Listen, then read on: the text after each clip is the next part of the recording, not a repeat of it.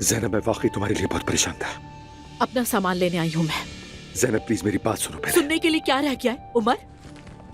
अब क्या बचा है? यही कि मैं उरूज के लिए तुम्हारी मोहब्बत छुपाने की एक ढाल थी बस। जैनब प्लीज ऐसा मत कहो। क्या तुम वाकई किसी ऐसी बात पर यकीन कर सकती हो? बताओ क्या मुमकिन है तुम्हारे लिए? जो कुछ उस औरत ने उरूज ने कहा है वो सब झूठ है। मैं तो उससे बहुत पहले मिला था। उस वक्त तो अजलान उसे जानता तक नहीं था। वो दोनों बहुत बाद में मिले काम के सिलसिले में और शादी हो गई। मान लिया कि वो झूठ बोल रही है, लेकिन तुमने कैसे अपने भतीजे की बीवी के साथ? ओ प्लीज जैनब ऐसा मत कहो, ये सच नहीं है। तुम क्यों नहीं समझती मेरी बात? ये सब अजलान की शादी से पहले था। तब तक हम दोनों अलग हो चुके थे।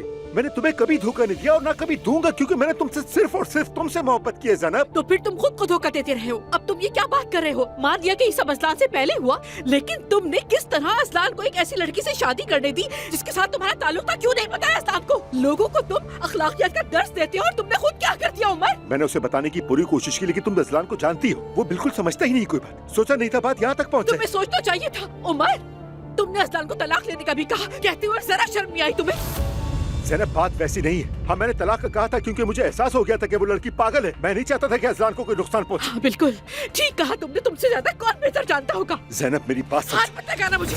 जैनब प्लीज मेरी बात सुनो। मैं तुम्हारी मिन्नतें कर रहा हूँ, प्लीज मेरी बात समझो। क्या? हम बात करके मसला हल कर सकते हैं, हम सब ठीक अब कर क्या सकते ठीक हैं। कर सकते हो?